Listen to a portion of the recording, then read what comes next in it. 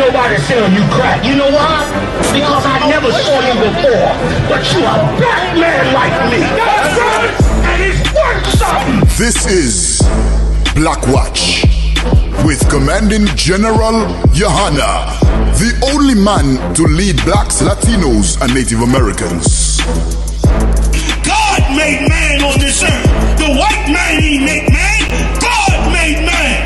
God wants man to obey him. Bringing you real news. We don't need a black man in the White House. We need a black man in every black house. For many years, there's a lot of black people who didn't realize how deep the racism of white America was. You ain't gonna do nothing unless you decide where you gonna stand at with the Most High. This station is now the ultimate power in the universe. Righteous solutions to issues plaguing our nation. Boy, you better wake up and see the power that is within blacks, Latinos, and Native Indians. Join us every Monday from 9 to 11 p.m. BLACKWATCH. Let the show begin.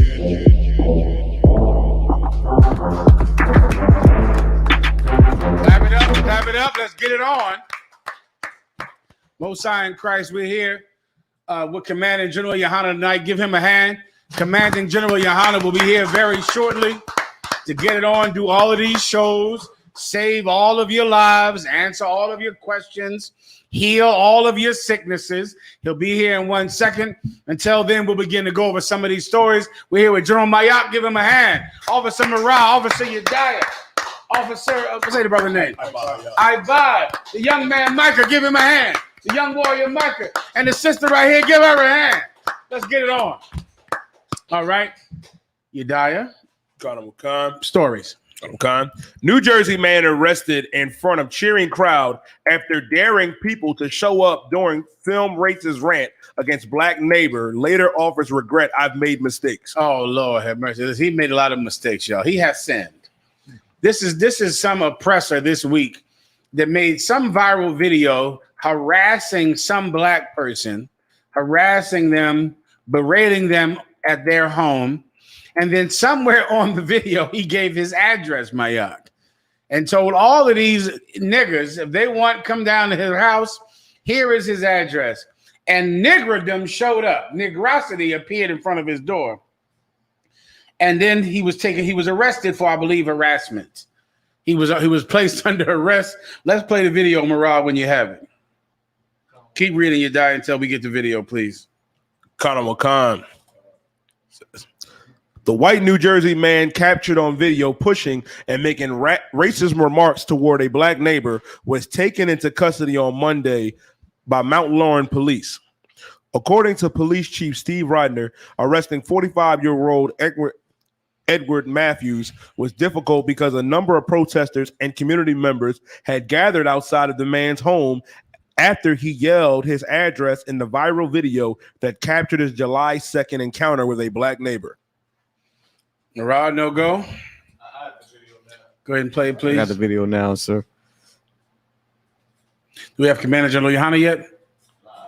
No problem. Play the video. Kind of one kind, sir.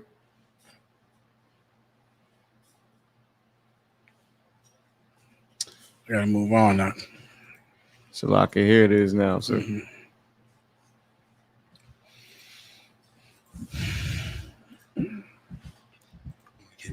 Please. It was a difficult situation to extract him, said Ryder. Unfortunately, some of the crowd made it more dangerous for everybody. Matthews will remain behind bars on assault and bias intimidation charges until he is arraigned sometime in the next few days. He was scheduled to have a first appearance on Tuesday in Supreme Court. Do we have him around? Yes, sir. Kind of one kind. Play it, please. What are you gonna do about it? What are you gonna do about it? You know why? Touch him. Touch him. Touch him. Touch him. You know. Put your hands on me again. Touch him. That's twice. Touch him. Twice. Touch him. His name is Brandon. You know. Fucking bubble. You know why I'm going after him? I don't care. I don't give a shit. So why are you here? I don't give a shit. So why are you here? I don't give a shit. Then get the fuck out of here then. I don't give a shit. Put your hands on me one more time. Oh, you put your hands on me. Come close. Come close right there. I know. Right there. Right there. Go in jerseys. Back up. Back up. Keep backing up. Back up. Keep backing up. Don't touch me. Don't touch me. You don't touch me. Don't touch me. Don't touch me. Fucking bastard. That's right. Yeah, my parents are both dead. Yeah, right. What the fuck? My parents are both dead too. And what are you gonna do? What are you gonna do? Nothing. What you gonna do? Nothing. All what you do is harass all people. That's all you know how to do. These motherfuckers are taking. I don't give a shit. Well, I don't give a. You shut the fuck up. Touch him. Touch him. That's all I want you to do. Touch him. Shoot up for you. Touch him. That's all I want you to do. Touch him. I know better. Oh, don't you know better? Get the fuck out of here. I got you 3 times. I don't give a shit. Don't worry. I don't give a shit about you. Get the fuck out of here. I'm gonna wait for the cops to show up. That's for assault. Yes. Wait for them. Wait for them. We will. Yes. Keep waiting. You can skip down to towards the end of it. This isn't your property, you dumb fuck. You dumb fuck. This is. They don't know this is press charges. Go on there. We will. Go on there. You know what the police can do? I want. Exactly. If you want to get involved in this, you know what happened? The last one? I know what you did. You broke that window. What the fuck you did? Dude, I don't care. Cookie's windows got shot out with a shotgun. I don't care. 22s to the fucking front face. I do not care. In Cherry Hill, their fucking daughter got smashed. Exactly. Is that what you want? No. And you want to know where I was when all this happened? I don't care. He's trying to get you then. I don't care where you are. At morgue. Just like I told the Mount Laurel police, get these fucking monkey niggers out of here and you can't do shit. That's me talking shit. 3602 Gramercy Way, that's where I live. Come fucking see me. Hey, White, why are you back over here? That's it, Murad. That's what he did. He gave his address. What was his address again? Something, I forget. Play his address one more time. He gave his address. Play it one more time.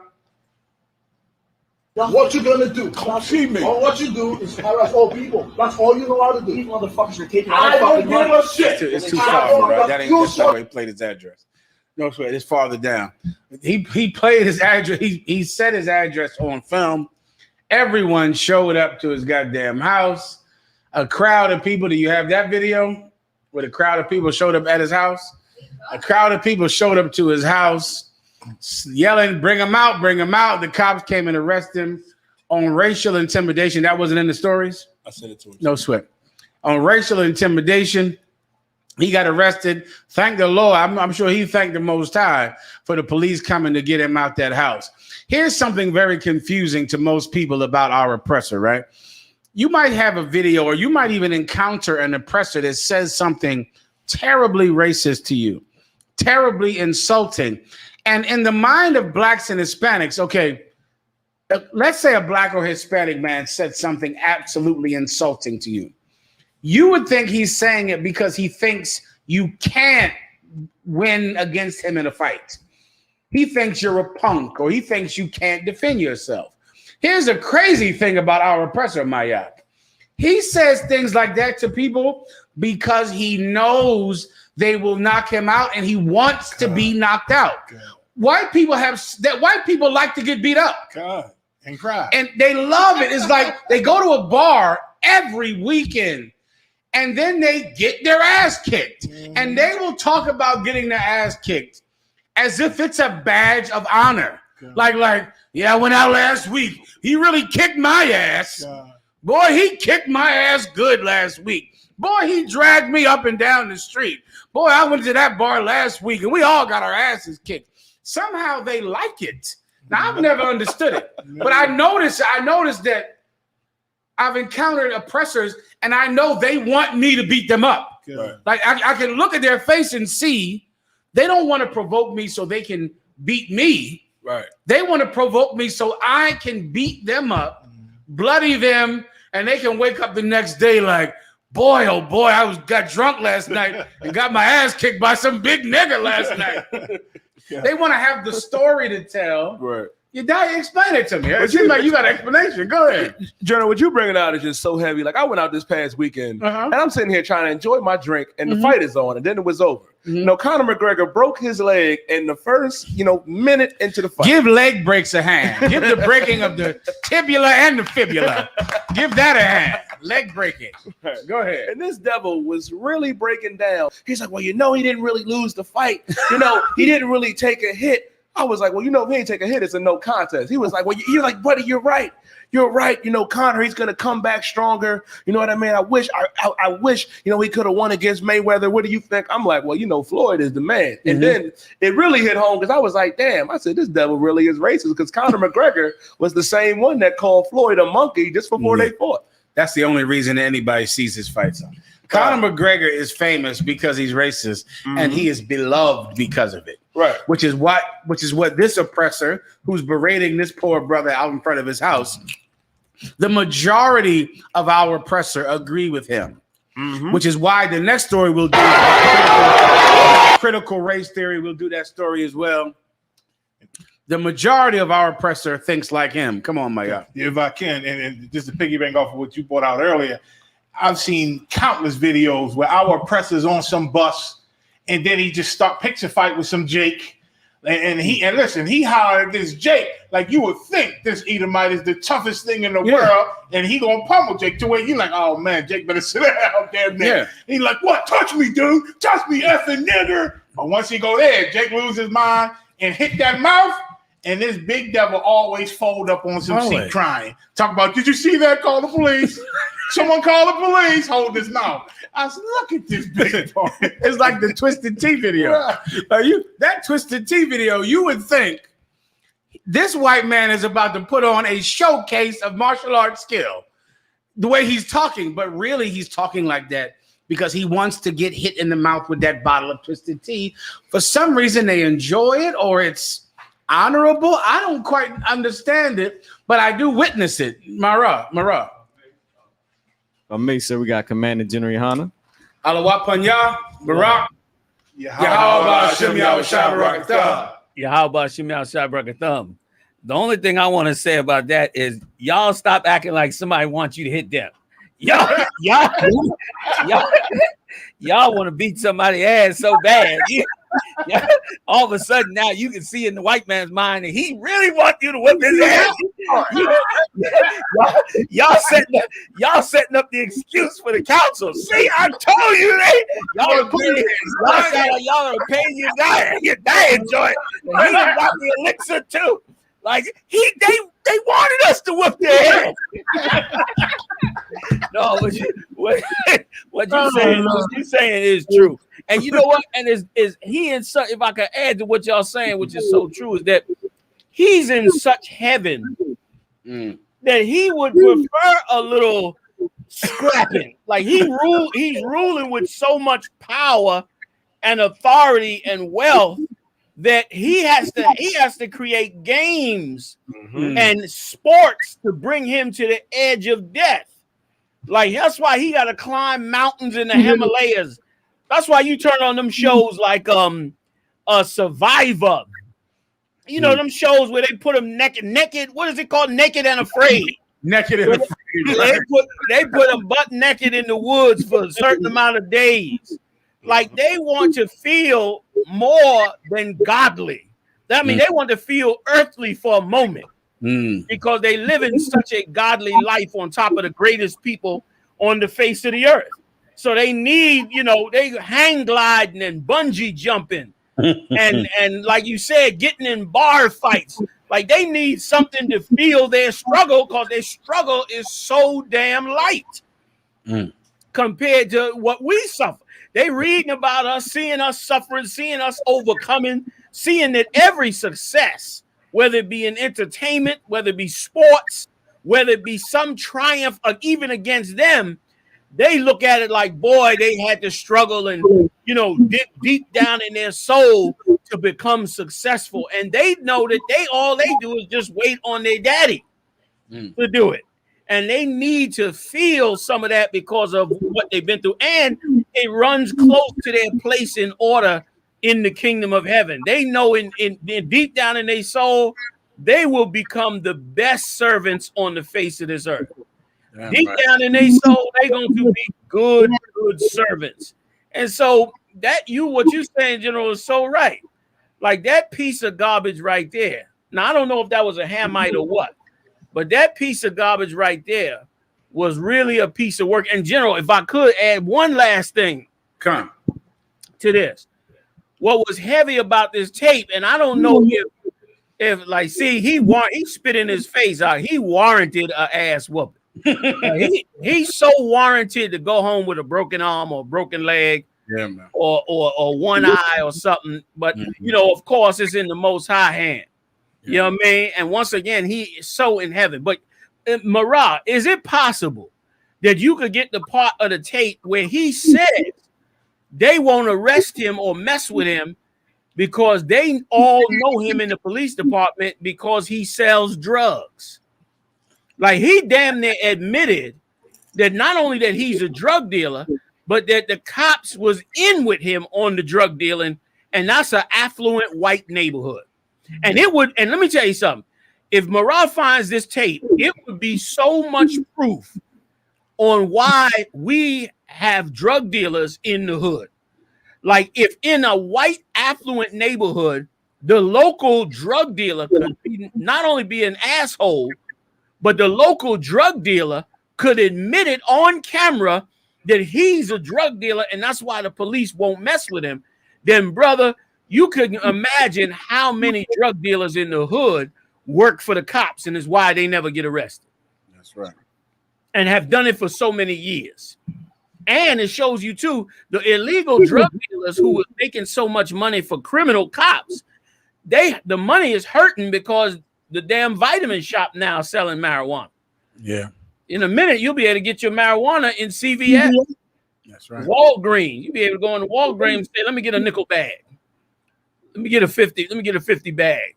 Because that's where it's going. They starting with the CBD oil, but trust me, that don't excite them like the weed itself. So they're going to turn around and go there.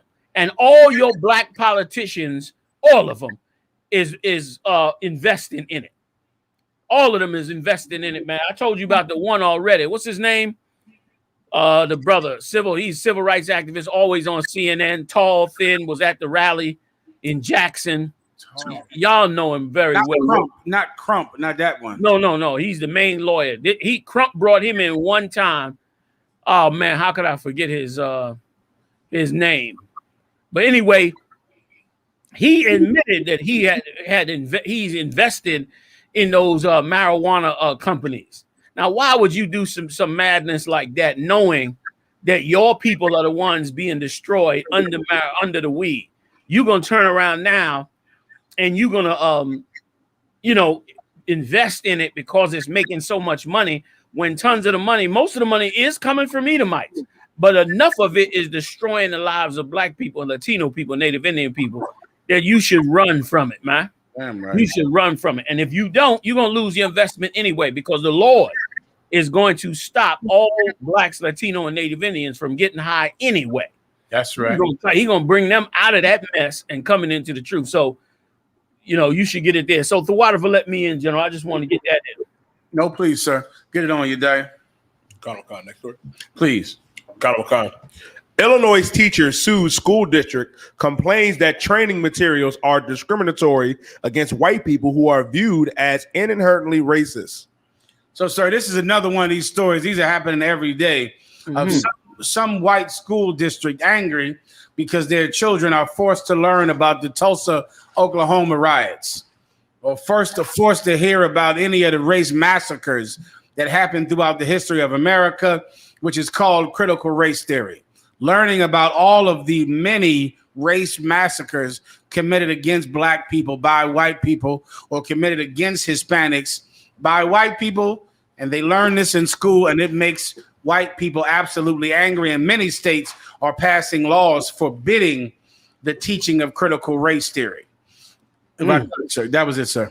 They're teaching it. They're forbidding it. Yes. Florida passed a law forbidding the teaching of critical race theory, and many other states have the law in the process of passing the law, forbidding it. And this is something that, once again, is hard to understand about our oppressor if you're not in the UPK. Many years, someone asked me a question earlier, like, why don't we know about St. Maurice in the Catholic Church? Why don't we know about the black inventors that none of us know about? The black pioneers in medicine and in surgery that none of us know about. Even that movie they made recently was called Hidden Colors. You're right. Black women who were literally the first computers. That's right. future was a black woman because she did the computations that got white men on the moon. That's right. It was a computer. The name of the movie was Hidden Color because we never know about it. Now, here's what most people don't realize outside of the UPK. The reason you don't hear about black inventors and black pioneers is because it would raise your self-esteem. The reason you cannot raise your self-esteem is because it lowers the self-esteem of white people. White people feel belittled by your confidence. It's a direct response. Like the minute that you hear about black inventors, black pioneers, the minute you hear about the race massacre in Tulsa, Oklahoma, the race massacre of Black Wall Street, it raises your awareness, it raises your intellect, and it angers white people and lowers their self-esteem.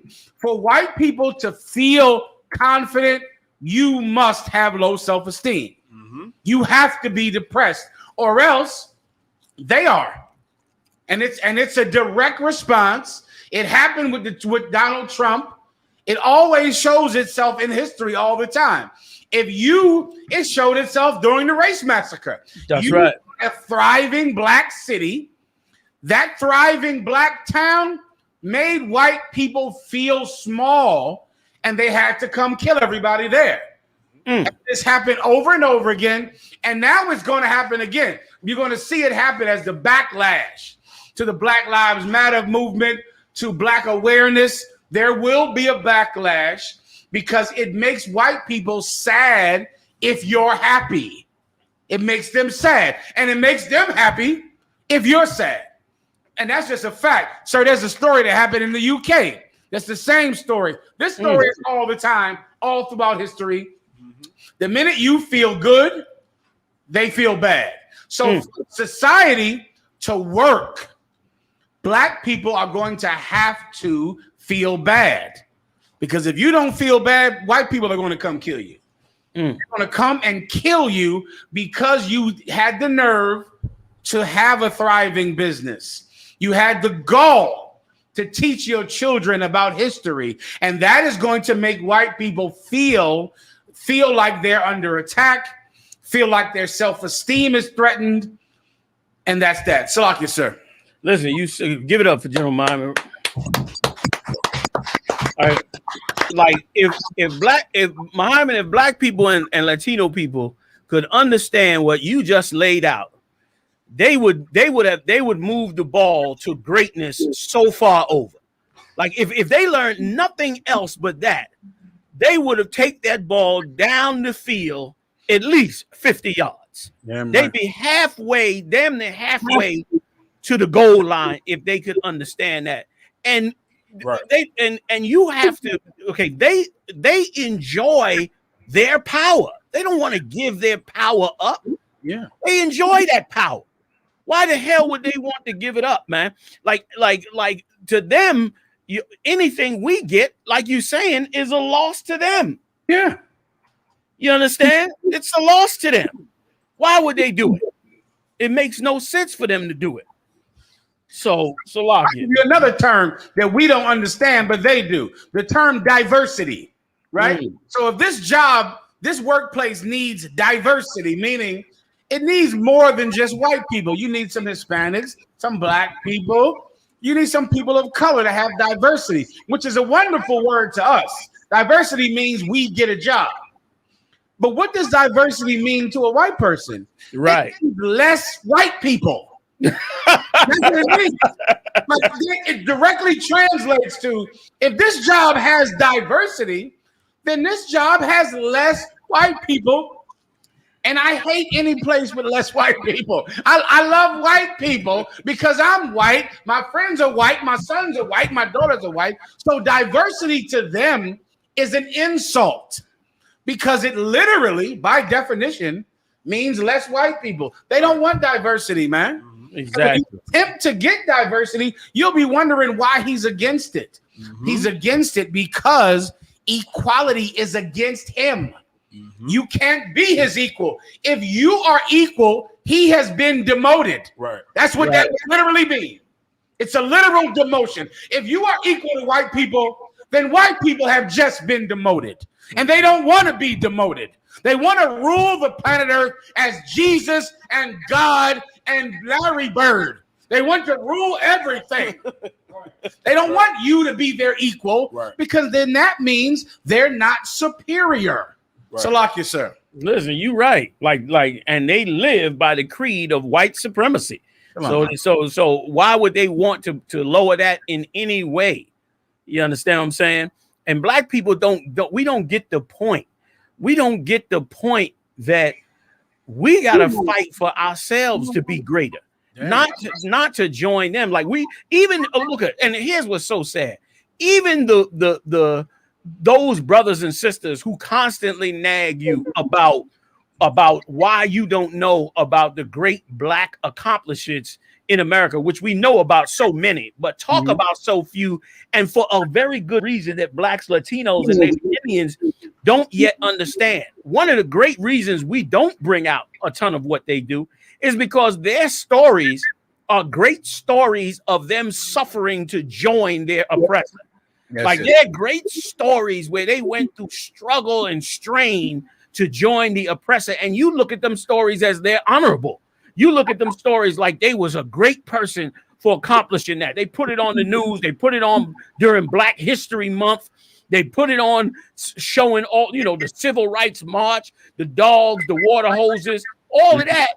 But they never show you the brothers that struggled against them. And as a result, you hate brothers like us. You hate brothers like us who struggle against the evil this man is doing and don't seek a reward of being a part of him. To you, you see us on the street, and to you, we're the criminals. To you, we're the criminals. The brother who is giving up his soul to go join this man in whatever way he can, who will never come back and help you in your struggle for any reason, him you love. But the brothers who refuse to go and strive to do something amazing for that man and for his kingdom and to be looked at as honorable under his foot, those brothers you hate. And that's the type of brother Christ was. Christ didn't go apply for no job in the temple. He didn't go apply. He went and told them what the deal was and showed them that they didn't know what they were talking about. And what did they do? When he was standing on that street corner, brother, teaching, like you see the Israelite school of U.P.K. doing, when he was standing on that street corner, they came down and questioned him. They came down and attacked him. They came down and tried to belittle him when what he was doing was exactly what you see us doing. Speaking of the evil that is happening to us and telling you of the kingdom that is yet to come. Damn right. And brother, black people should love us. Black people should see us with our scarves and our boots and our gloves and dark sunglasses and our shields on our neck and see what we fighting for. And they should be like, yo, them brothers, man. Those is the brothers that care. Instead, you clutching your purse. You putting your hand on your gun. You understand? You checking for your wallet. When we left the world and start teaching this truth, there go Muhammad as a young man. Look at Muhammad. He ain't 20. I don't know why he got that up there, but I guess. Look at Taiwan. It ain't a story or nothing, but I mean, he just illustrating what I'm bringing out. Okay. This is a good illustration of what I'm bringing out. There go General Mayak looking glorious as he could possibly be. Like what he bringing out is this. Like you see us on this street, you hate us on this street when you should love us on this street. Like people should be throwing money at the feet of these brothers. People should be coming to these brothers like, man, what y'all doing is strong against this evil place. You understand? This was when we was protesting against when we was out there speaking the truth in front of Liberty Place. And they came out and came up against us and was mad as hell and took us to court. And took us to court and fight. Right now, brother, we 100-0. We ain't lost a court case yet.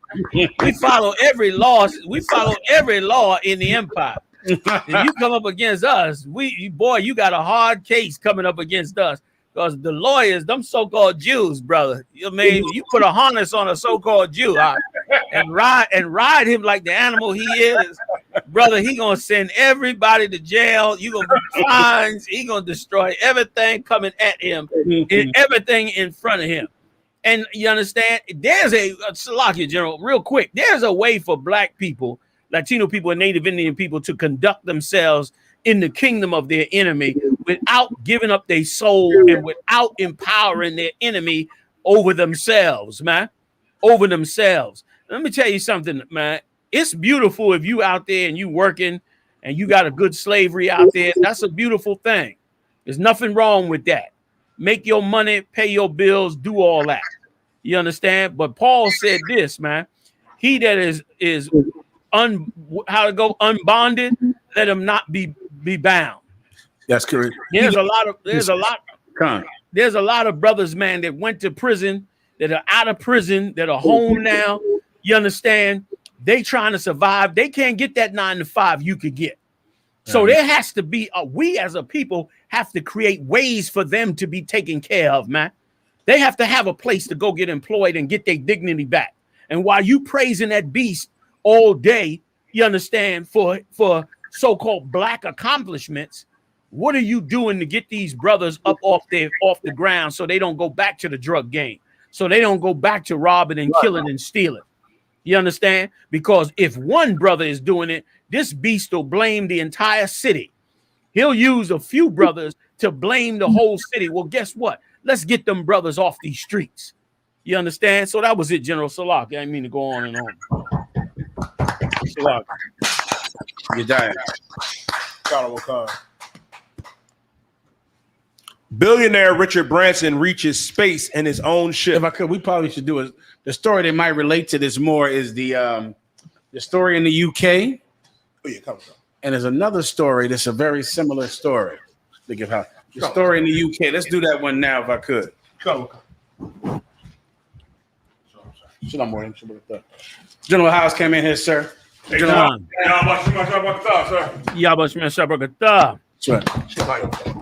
all right. There's another story that's very similar to this, which I believe I was hoping that Captain Mashak could call in. Captain Mashak is called. He called in, sir, to explain this. I know a little bit about it. The European soccer, they went to the World Cup. This is the first time in many years that the British team went to the World Cup. They went to the World Cup and they lost against Italy, right? Okay. And for some reason, it made them angry at black people. Like somehow, immediately after it was over, they began to hate black people for losing as a response to losing the match. Now, wait a minute. Are you telling me the Italians lost or the British lost to the Italians? And the British lost because the Benjamites did not get the medals. Okay, I don't know, which is why I'm asking Mashak. Oh man, somebody text Mashak and tell him to jump in here. We got to know what the heck the Italians did be attacked. No, the British. The British attacked black British people. For some reason, and when I say immediately, I mean when the buzzer went off and they left the place, they started finding black people to beat them. And I don't know how it relates in their mind unless it's the universal thing, which of course I understand that. But Mashak is right here to explain it to us, sir, if you don't mind. Please, Mashak, you got to bring us in with this right here. Do we got a camera on Mashak? Can we put one on him? Okay, no, where I'm right now, last. Oh, okay, no sweat. Go ahead and drop it. So is the European Cup? It comes in between the World Cup. Each continent be having those tournaments, and England this year they have a substantial amount of non-white players. Majority of them are Benjamite players. They have like one or two Africans playing on that English team. Okay. And the English team they had the best run they've ever had in any tournament. Dang. In any tournament ever in the history of England. They had the best run. They went straight to the final. And they swear this thing was, they was going to win. They were singing all over the country. It's coming home with a little stupid English chant. and they lost. Is this something they have not had in a long time? Well, the tournament it comes around every, I think, 4 years, right? Okay, but the performance, they've hadn't had a performance like this ever. And the last time they won any major tournament was in 1966 or 1968. Damn. Against Germany, and they barely won that one too. And since then, they haven't won nothing. I mean, nothing ever. Dang. Slovakia. So they have these brothers playing for them, and they enhancing the team. For some reason, they enhancing the team. The children of Israel. They go into the final. That coach he played one brother and left everybody else on the bench. Brought on the other two brothers 1 minute before the game was over to kick penalties because they was tied all the way to the end. Damn. The he was trying to take the glory from the brothers. That's what it was. And he realized he was forced to use them. Okay, that's it. That the dude on the left is Boris Johnson. The brothers on the right is two of the three major Benjamite players. And these is not, small time pushover players. They clubs fight for these two brothers right here. The young brothers at the top of the level. And he brought them on like a minute before the game ended to do a penalty shootout, which is like free throws, like how free throws are in basketball. Yeah. It's like a penalty shootout. Each team shoots 5, and whoever wins at the end of 5, they win. And these brothers came in and missed, General. They missed their penalties. I mean, and who could blame them? They're sitting on the bench for the whole goddamn tournament. One brother say his confidence was low when he came on the field. He knew something was wrong. Wow. He was so low. They missed the penalties.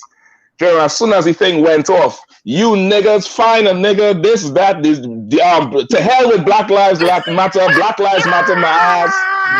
They were salty. They were salty, sir. And if I could too, General, the brother on the right with the number 11, his name is Marcus Rashford. He last year during the COVID, while the children, English children was at home, they couldn't get no school lunches. He started feeding them out of his own salary. And it made major news, and he got sponsors and started feeding them. Of course, he started it for mainly black children, but to get all the funding, he included everybody. And members of parliament came out against him and said, before you study to feed people, go find your father. You're trying to imply that black people only come from fatherless homes. Yo, them British be saying the nastiest shit. Like, they don't give a damn what they be saying. I thought they was bad in America with the white supremacy, but brother, over there, they don't give a damn. They'll say anything. Yeah. And once again, it just show you, Mariah, I think you lost. And once again, it show you that how evil it is to do something like that to the Lord's chosen people. First of all, this is the aftermath. This is right after, and they just swinging on anybody coming through. And if you're brown, you're getting it worse. Yo, you kidding me, man? Yo, I can't believe it. This is them after. And if I could too, General, just a few days before in the semifinal, England won, and they were stripping women naked. Their own white women naked because they thought they was going to win. Damn. Now that they lose, they're doing this. And this footage here is probably the cleanest footage you're going to find. Damn.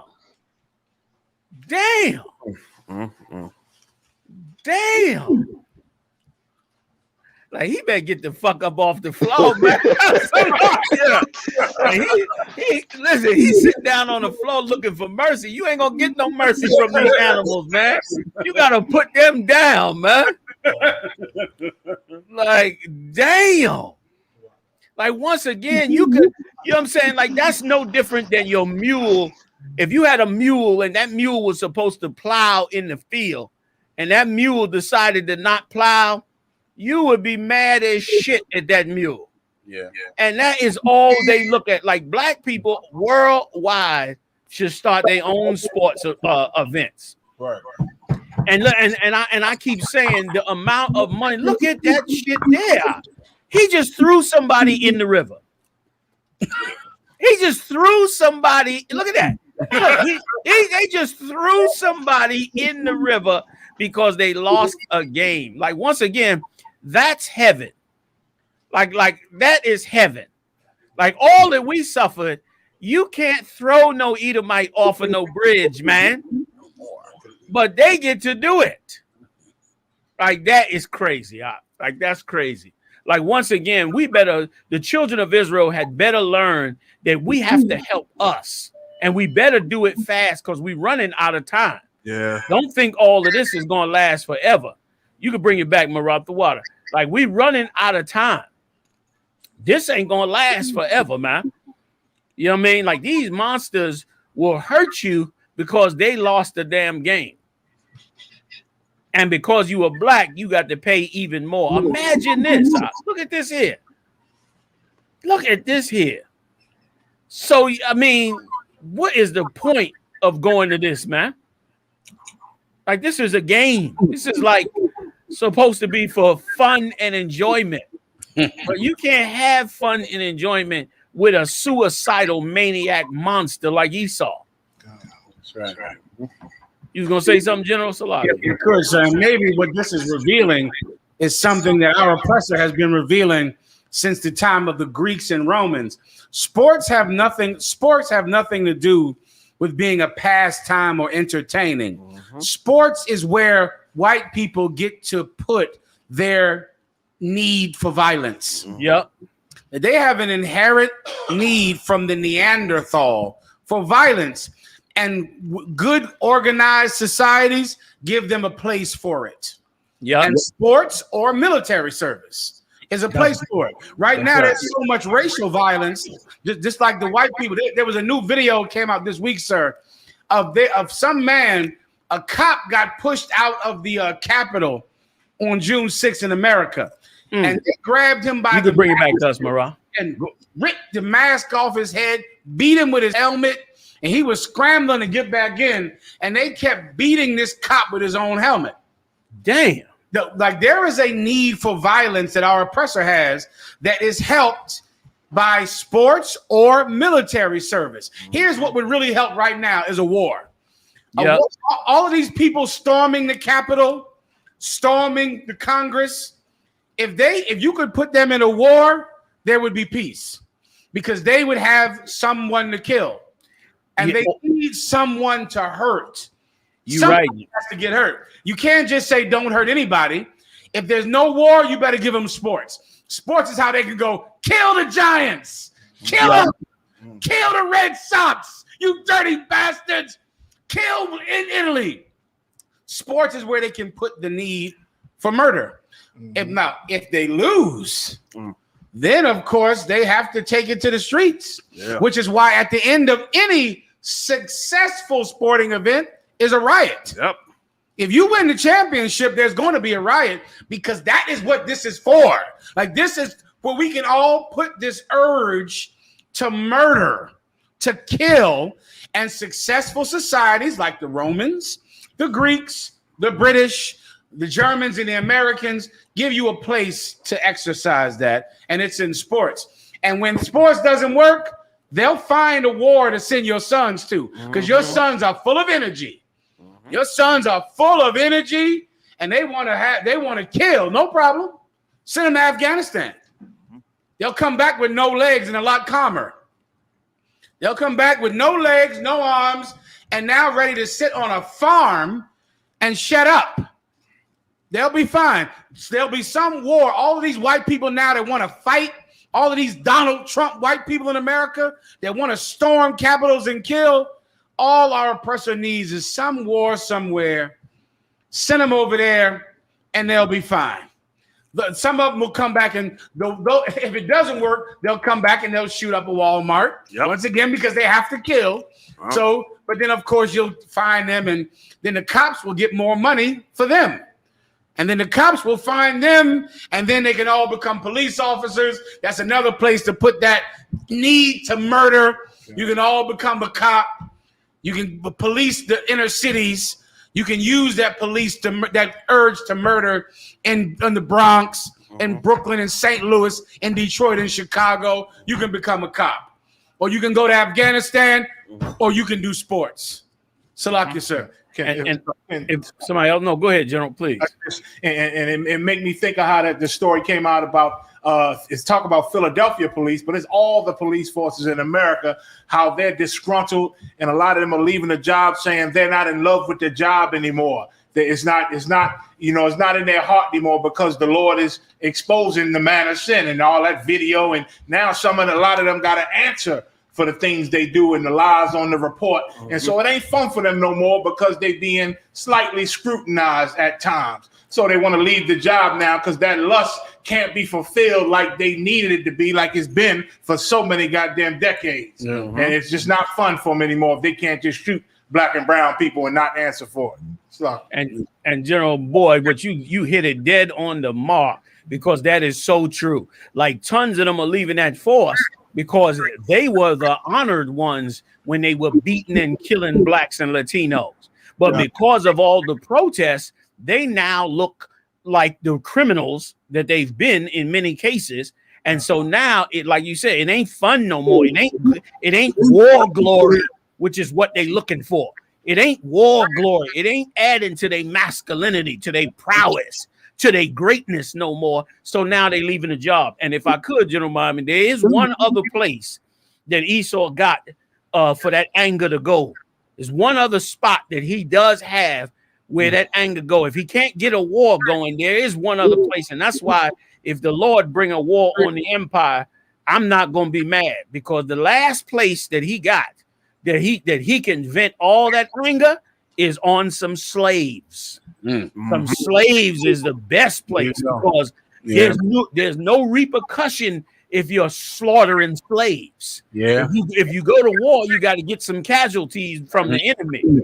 But if you're slaughtering slaves, you got nothing to worry about. You get to unleash every ounce of your anger and prowess without any repercussions, man. And you get honored for it, you're beloved for it, and you get to do all the dirt that you would like to do. But thanks be to the Most High, this is the end. And so, like you said, the Lord will give them a war or 2 or 3 or 4 that they're gonna have to deal with, so that they can stop killing brothers and sisters on these streets, man. Damn right. The what? Damn right. You done? Haitian president. What was the other one? The one devil that went to space. Let's do the devil that went to space, then the Haitian president. We got somebody calling in for that. Okay, let's do the Haitian president then now. Also, sir, I'm sorry, you died, please. Colonel Khan. U.S. citizen among 6 suspects arrested for Haitian president's assassination, as ambassadors say there is no doubt gunmen had internal help. Sir, this one was mind-blowing to me. I know you saw this. Yes. They went in there and they killed the president of Haiti. It was like the Pelican Brief. They stormed his compound with like 16 people. Stormed his compound. No one of his security guards was shot at all. His wife was shot, I believe, and his children were shot. He's dead. The country is in a goddamn turmoil. Nobody knows what in the hell is going on. They're asking for outside help. I, of course, don't know the story, but as you know, sir, you have an officer that's assigned to raising up the dead in the island of Haiti, and he's waiting on the line if you would like to speak to him. Khan, let's bring him in. And listen, just one other thing I could add too, if I could. The brothers in Trinidad put this story on TikTok, and it got 900,000 views. God damn! They went into the biggest shout out to I.S.U.P.K. Trinidad. They went into the scriptures and broke down, according to the scriptures, what the whole Haiti assassination was about spiritually, and 900,000 people clicked on their TikTok video, brother. Okay, which show you that the I.S.U.P.K. knows what we're talking about. Damn right, sir. Damn right. So who we got on the line with us? Right. We got Officer Yatazar on the line. He said his signal a little bad. We're gonna try it and see what happens. Okay. All right.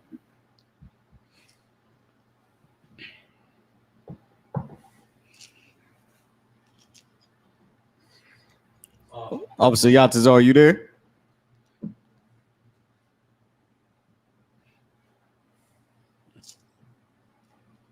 No go. If you want, sir, I'm sure he can call in for you whenever you want later. Yeah, we can come back on it. Please. I'll let you die and read the story unless you want to say something. No, go ahead, please. Colonel Khan. Haitian police have arrested 6 suspects and killed 7 others as authorities in the Caribbean nation continue to manhunt for the conspirators involved in the assassination of President Jovenel Moise, according to official reports. Moise was 53 and was killed at his home in an attack in the wee hours of the Wednesday morning on his Port-au-Prince home that had left his wife severely injured. The president's death came as Haiti has been enduring a rise in kidnappings and killings and an escalating social and political upheaval, and as citizens no longer view Moise's presidency as legally legitimate. Believing his term should have ended in February of this year, in the aftermath of the president's death, Haiti has fallen into a deeper crisis as uncertainty about who is leading the country grows. If I could, sir, this is something Officer Yatazar told me. He said before this happened, there was some controversy about when his term was over. He's saying his term should be over on this date. His adversaries are saying his term should have ended sooner. And there's debate about it because according to them, it's not very clear in their constitution. So they were debating it. But of course, there are people that want him out, people that want him in. I don't know who's at the bottom of this, but this much I can guarantee you in all things. Somewhere at the bottom of this is about money because it always is. And if sir. No, go ahead, General. I was just going to tell you about the money. Salakia. Well, Salakia. Go ahead. Yeah. What I was going to say is that it came out that he was going to take away the power of several telecommunication companies in the country and was going to transfer them over supposedly to AT&T. The beef is there's an Arab living in Haiti for 5 generations. And this Arab is wealthy and powerful and over a ton of the communications and other things in that country out. And now they saying that this president wanted to get rid of him. In other words, all this comes down to is 2 sides fighting over the wealth of Haiti, fighting over those cell phones, them cell phone contracts, fighting like the Esau has been doing, dividing and conquering us. A house divided cannot stand. Yeah, they've been fighting brother against brother for both sides to make the Edomites rich. I didn't know that there's an Arab who is the president of the Dominican Republic. I didn't know that either. Me either. There's the president of the Dominican Republic. You understand? Is a Arab. That's who's ruling over them. So it's obvious that the Arabs who are friendly to the United States or unfriendly, I don't know, are in these countries getting rich off of the people in the country and control them, which is once again how you know the Dominican Republic is one of the 12 tribes of the children of Israel, the tribe of Simeon. And so now this Arab, they're trying to move him up in power as well on the Haitian side.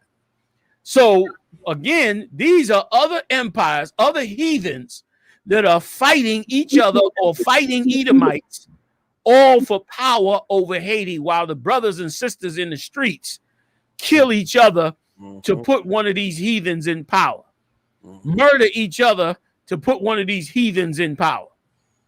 That's what's really going on. And like you said, it's over money. Yes. Money, it's over. Once again, Haiti is poor as hell, people living in shantytown. But Haiti is wealthy in resources. They are healthy. They said that Haiti has some of the most beautiful beaches in the world in Haiti. And something else. You want to hear something that's just about insane? The Haitian Constitution states that Haitian citizens living abroad cannot vote in the elections in Haiti. Yet, Haitian citizens abroad make up 40% of the gross domestic product of Haiti. In other words, 40% of all the money that comes in Haiti comes from foreigners who are Haitian born who send their money into Haiti.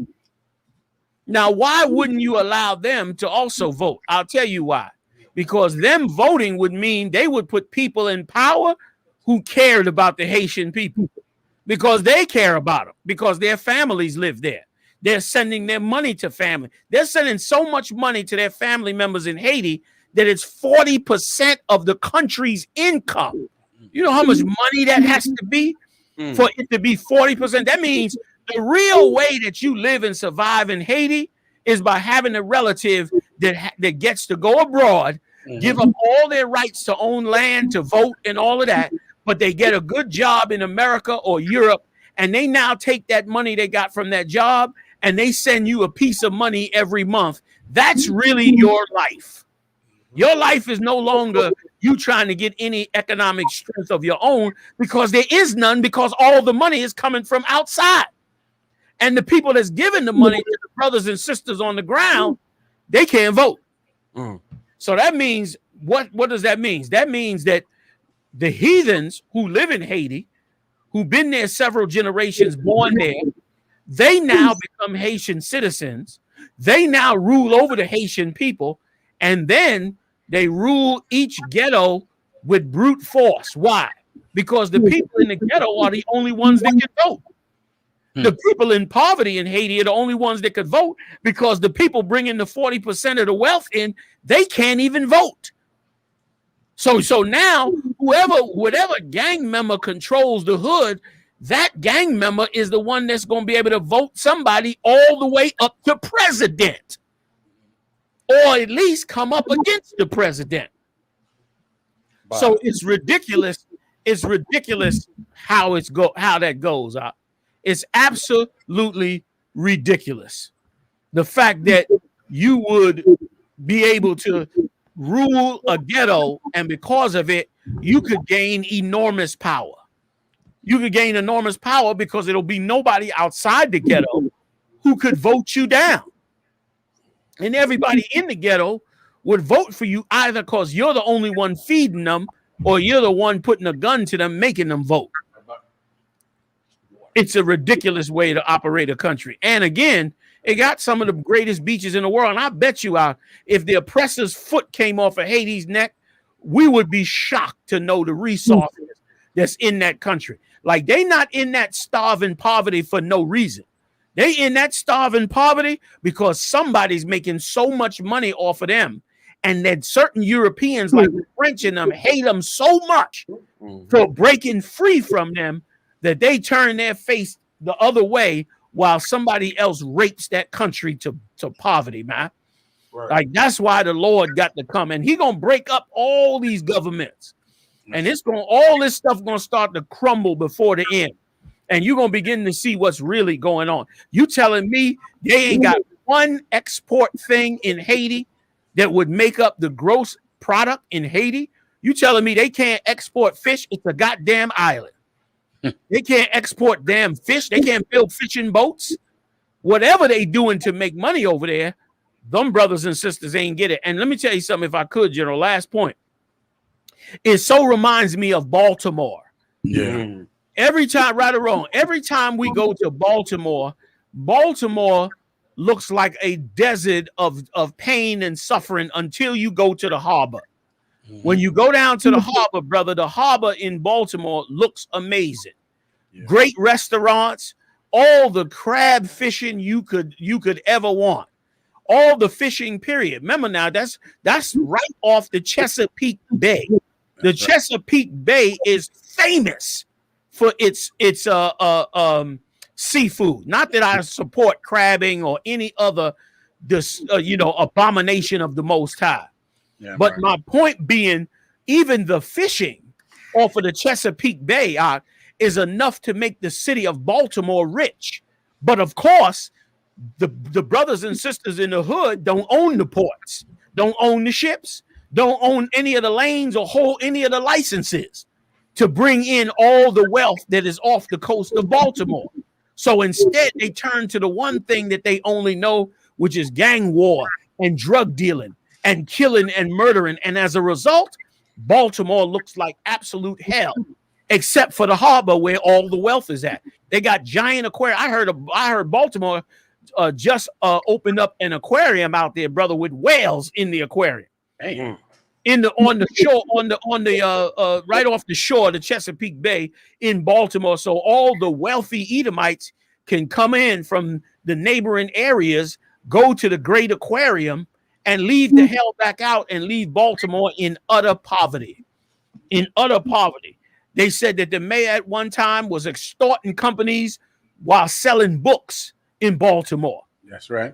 They said all kind of corruption has gone on in Baltimore. That's why they made the movie The Wire, showing you how horrible it was. And once again, just like that Edomite drug dealer in Mount Laurel was able to operate with impunity against brothers, the drug dealers operate with impunity because cops been owning them for years. Yep. And anybody believed that snitches or exposes them, they put a hit on them. And so once again, this is why we in this condition we in. And stupid ass black leaders don't get the point and open their eyes and realize that they're part of the problem. And two, the problem is not the poor people on drugs. The problem is not the young brother with his pants sagging down. That ain't the problem. The problem ain't the brother that don't want to conform to your society or that thinks that it's wrong for cops to be throwing him up against the wall every day. He's not the problem. The problem is you got an oppressor over you, and those of you that were put in charge, you refuse to fight that oppressor. You refuse to even speak out against that oppressor, man. The world is laughing at us, man. Yeah. The goddamn world is laughing at us. And black people, you better wake the hell up and see that they laughing at us and start to fix us, man. Damn them. Lock it. Salaki, General. Yeah, please. I forgot you on the shop. You supposed to be giving us the report. Salaki. Salaki. So just to piggyback on what you were saying and what GEN.YAHANNA was saying and the brothers were saying before with all the stories in the UK, this one, the other one before with the oppressor threatening, even in our oppressor's evil and wickedness, he finds a certain amount of brotherhood for his people where he blames us for all his problems. He has an issue and he doesn't turn to his own people. Them English people didn't blame the white English coach or the English players that played all 120 minutes. The Arab who's in charge of the Dominican Republic, he didn't blame other Arab trade people or anybody. They all turn on us. It's damn near a lesson for us where we ain't got to go and turn on them and be violent, but at least we had to start to blame them to say, well, when we have a problem, they're the ones at fault. They charge them, wholeheartedly, which is why it is so heavy that this critical race theory is so up in the air, because that's what gives us, that's fueling our fire to now identify the enemy. But once we stop thinking race, we out of the race and we're losing. But they think race and they stay in it. And as they're running, they're blaming the competition. When we just like, oh, just go ahead and run. Like, we really have to change our mindset, as you were saying, and start blaming them. Their brotherhood makes us look cheap in their wickedness. They have brotherhood with each other. So, like, that was it, sir. No, you so right, Mashak. And if I could, one last add-on is that, once again, I'll settle. Okay, maybe it's too far away for them to see that. You understand? They should see it. But I'll settle for just loving the soldiers that's willing to stand up for you in your hell. Like the white man honor every soldier he ever gets. He honors that soldier for standing up for him. I'll settle for black people just turning the tide and saying, you know what? I'm not going to hate these brothers in the UPK just because they're not quite like I am, or they don't conform to what I conform to. I'm not going to hate them for that as long as they not criminals, as long as they ain't putting a gun in my face, then I'm going to stand with them because they fighting for me. Like, I'll settle for that. I'll settle for black people just recognizing that brothers is out here caring for black people and should be supported. And let me tell you something, if I could. We made a horrible mistake in the 60s by not loving and caring for the Black Panthers, man. They wasn't perfect. They didn't have the knowledge of the truth. But them brothers was trying in their own ignorance to stand up and defend black people. They started out defending black people from white supremacists who was coming in the city, murdering black people, raping black women. The Israelite school of UPK has always been on that move to help black people, Latino people, Native Indian people. I'll settle for a little bit of that love because the rest of the world is laughing at you while they starving you to death. They laughing at you because they don't, because you won't help yourself, because you won't back brothers who care about you. You look stupid to them. They backing themselves up. They honor their brothers that stand up against those that oppress them. But you hate your brothers that stand up against the man that oppressed you. And you should ask yourself why. And I'll tell you why. Because you brainwashed, man. You brainwashed it out here. You don't know what to do but to be a good slave and think that that's the path to reward. And it's not the path to reward. A job is good. Work your job. Get your paycheck. But that ain't how you survive and succeed in this evil world when you got predators looking to eat you alive every damn minute, man.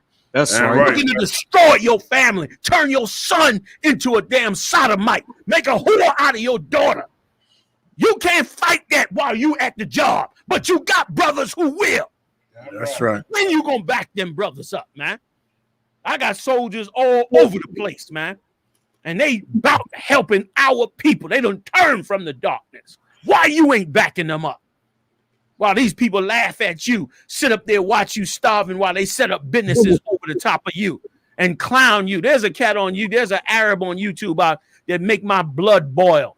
And I can't even be, I mean, not YouTube, on TikTok. I can't even turn on TikTok unless I know specifically where the TikTok video I'm going, because this Arab is on TikTok and he got a grocery store. And he wait till the late night to brothers and sisters that's drunk and downtrodden. Y'all seen it. And they bring him in and he give them little tests while they drunk. You know what I mean? He give them like little joking tests. Right. And then when they get it wrong, they laughing and clowning the person. The brothers be drunk, winos, sisters all drugged out. He laugh at them. They laughing at you, man. They laughing at you like you an idiot, man, while they sit up there and rule the world. And now the Arabs coming over you and the Chinese, everybody, man, sitting up over the top of you. And you hate the very brothers who will at least go into the Bible and give you the direction on how to get the hell up out of it.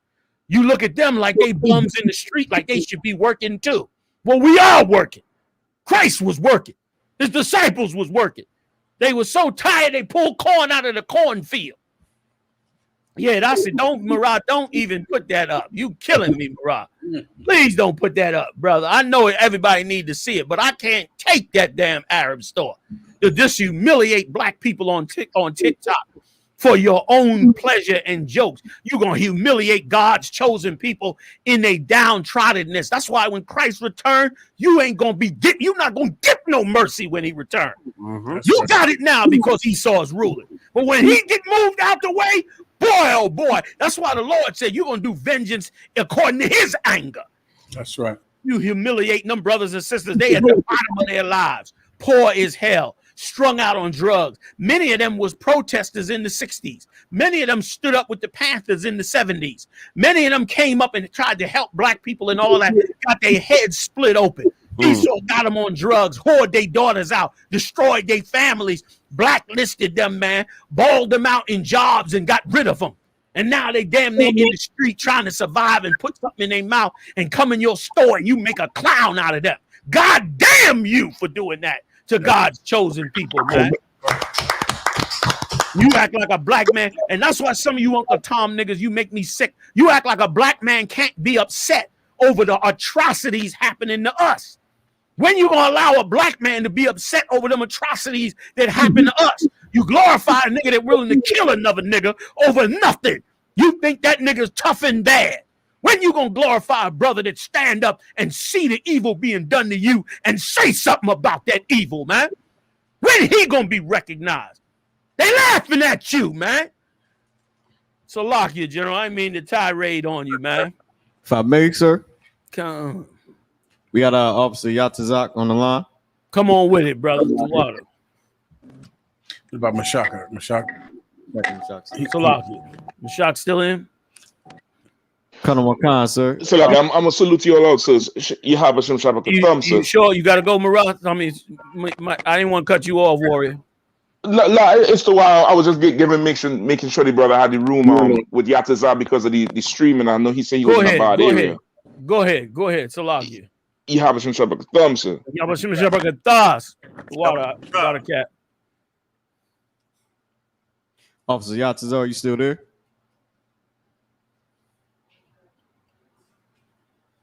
Get him back. Officer Yatazar, are you there? You want to come back to Muhammad?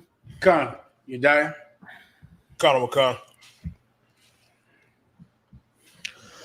Billionaire Richard Branson reaches space in his own ship. So, sir, you see what's happened this week. They finally opened up space travel to commercial profit. So now Richard Branson, he's the owner of Virgin Airlines. He flew about 3 or 4 people who paid $245,000 up to the upper levels of the atmosphere. So not quite in the outer space, but right on the brink of being in outer space. I think they floated up there for a few seconds, 26 seconds or something like that. And, you know, with zero gravity, and then came back down. But it was the first time a commercial aircraft had ever been that high and almost to outer space. All right. It's technically space, but it's not outer space, which is outside the the ozone layer. And they're saying that this could change everything. Of course, the price will come down in a little while. They said this technology, or how they did it, could make travel to Asia take 1 hour to get to Asia, on top of just opening space up to anybody who can pay $250,000 to be able to go to outer space. And can I? Somebody was going to say something? No, please. If I could, real quick, let me tell you. Let me tell everybody the inside track on what's going on with that space race. Elon Musk, Branson, and you got about 2 or 3 others. Bezos with Amazon. Once again, all of them work under the different government agencies, man. They work under the government agencies, so they know everything that's going on.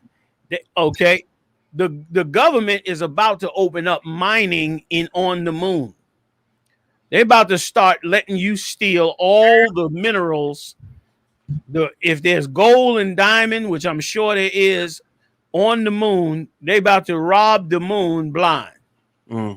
And so what they're doing now is just opening up the door for you to start to get used to the idea of going into space, because they're trying to build ships to get to the moon and to get back. And don't look at the 250,000 like it's a big deal. Here's how it's going to work. Some rich corporation is going to pay your ticket to the moon. They're going to pay the $200,000 for you to go to the moon, because you're going to be on a work crew in a spacesuit doing what you've been doing like a slave for 400 years. You're going to be on the moon digging and mining for whatever mineral that is precious to them up there. Whatever makes these microchips, whatever makes these nuclear power plants, whatever else is up there, you can best believe they going up there. Element 115 that they always talking about, and these different elements that they seem to not be able to reproduce on Earth. If any of that is up there, you can best believe that this race is about getting that money. That's what this race is about. This is a publicity stunt. They didn't actually go into space like you brought out, General. They just brought them real high to the edge of space so they could feel a little weightlessness and feel like they are, going to the stars. But the ones really going to the stars will be you blacks and Latinos. They're going to put a spacesuit on your behind and you're going to think you've been chosen to go to the moon. You're going to think you are special and something amazing when all you are is a modern day sophisticated mule that they going to send to the moon to go, and they've been on the moon since the 60s. Do you think the white man went to the moon and then just stopped going to the moon? Does he steal anything and then just walk away from it? Of course not. They went to that damn moon and they've been working trying to get back and forth up there as easy as possible. And they've been building and working on the technology for years. The Chinese already doing it on the dark side. The Chinese then found them some wealth on the dark side of the moon. They said, to hell with the light side. We'll go on the dark side of the moon and go rob everything we can get our damn hands on. So that's what this is all about. This is about stealing. These rich entrepreneurs ain't spending, their greedy, selfish ass ain't spending billions so he can do this. You think he's spending billions so he can put on some sunglasses and float around at 100,000 feet or 80,000 feet or whatever the hell it is they at? You think this is what this is about? No, this is about what it's always been about.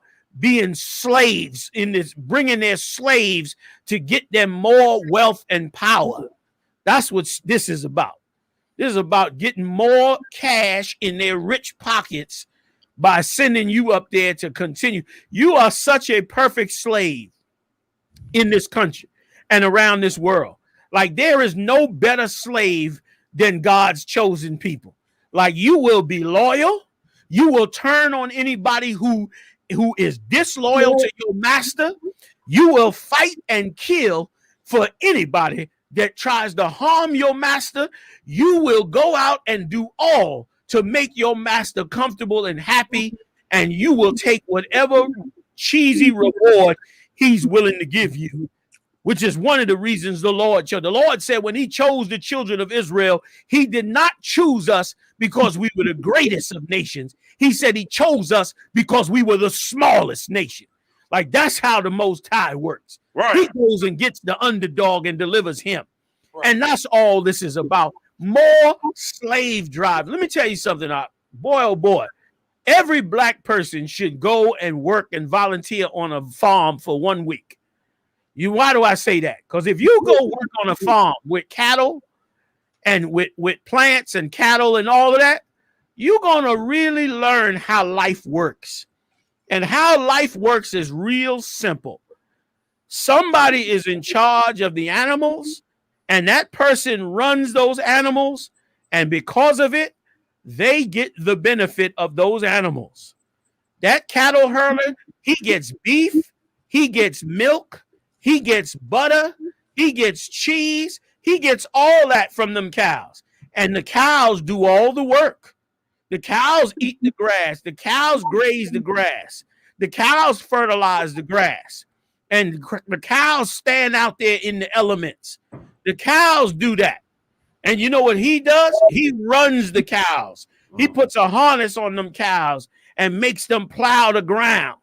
That's what he does. You better learn how a farm works, because you on the biggest farm in the galaxy, the planet Earth. And your problem is you the animal. There it is. You the animal. See him sitting on the horse? Did you slide it back if you could, Marah, to where he was on the horse? If you can. Okay, you had to go forward. Slide it back if you can. Like, there you go. Like, he's on the horse, but he's rustling this cattle not because he loves this cattle. He's rustling this cattle because, there you go, because this cattle feeds him.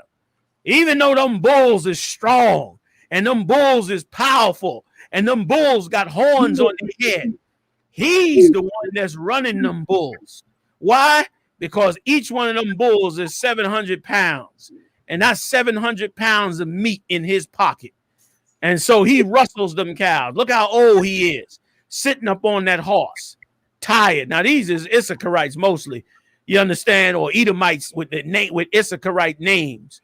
But mostly it's Esau running it all. You understand? Like, see how they sit up on there in power? That's where Esau is at. Now, when you see that cow, you better know that that's where the hell you are. You that cow. That's why the Lord said this. See him with all that leather and them spurs and that gun. Look at him with that rope and all that power and authority. Look at him pull that bull down with that rope and control that bull. That's your slave master, and he's laughing at you. While you're that bull, you're the one down there in that dirt. You're the one running in a corral trying to get away from his rope. That's you. You're the one he was whipping in slavery. You see that whip? That was you to get you in line. You see how he pushing them in line so they can go on to the slaughterhouse? That was you. See how he got him down? Make sure he gets the name Kunta Kinte. Tagged, nigga. That's you. There you go to Brandon. Oh, Mariah, you got the right one. There it is. Nigger. That brown skin you got? Nigger. That's you. Black man, Latino man, Native Indian man. There you go. That's you. Look at that. You're under arrest. You're under arrest. That's you, man. That's your life. Look at it. He just cut his nuts off. That's what that snipping was. They pulled him down to castrate him. That's you, black man. Latino man. See that? You get ready to castrate him. That's you. That's your people. You ain't the one on the horses. What's the scripture say? I see servants riding on horses and princes walking on the ground. That's right. You are on the ground, and it is why you need a cow that's better than all the cows. That could lead the cows to freedom. You know what that cow is? It's Yahweh Shai. Mm-hmm. That's the man that'll lead you to freedom, man. So lock you, General. No, sir. You died. I'm sorry. We got Yatazar. Oh, no, I'm sorry. We done. Oh, we lost Yatazar, right? I'm Salaki, sir. Next we get him back? Sir. Salaki. Go ahead. Next story. Please. Okay. 3-year-old boy shot in Buffalo, New York over 4th of July weekend dies, authorities say. This, sir, is just one of the many deaths that happened over the 4th of July weekend. They're shooting guns to celebrate the birthday of America. And, of course, many blacks and Hispanics were killed on the 4th of July, as usual. This is just one particular story about a 4-year-old child that was murdered. And you. Colonel McCon. The shooting took place at Ferry Grider Homes in Buffalo, New York. 3-year-old boy who was shot over the Independence Day weekend in Buffalo, New York, has died, according to Kate Marino, a spokesman with the Erie County District Attorney's Office. What was that number again, Salakia? What was that number again? Oh, say it again, sir. What was that death toll? You said, how many people got shot? I don't recall. You said. I'm sorry. I thought I heard him say a number of people that got shot. No, I don't believe so, sir. I can for you, sir. Yeah, he can find it if you would like. Someone if Mariah can find it, then Yediah can finish the story. I don't want to keep interrupted. Salakia. 3 people got shot over this last one. Go ahead. Colonel McCon. It said Shaquille Walker was shot on Monday evening in Buffalo, New York, along with 3 adults. A group of people had gathered on Donovan Drive to watch fireworks when the shooting occurred. The conditions of the other people who were shot is not known. Marino said the district attorney's office could not comment further while the case is under investigation. Shaquille's grandfather, Maurice Walker, told CNN affiliate that the boy who turned 4, he said he would have turned 4 next month. I really don't know what to say right now. I'm just as a loss for words, Walker said. As you know, sir, Mariah will get the exact stats on it, but the crime in America is like some of the worst that it has ever been in history. Just today, sir, the new mayoral candidate for the Democratic Party, the man who won the Democratic primary, he was invited to the White House today with his new prospective chief of police. She's a woman, a black woman. They all went to the White House today because New York is such a democratic city.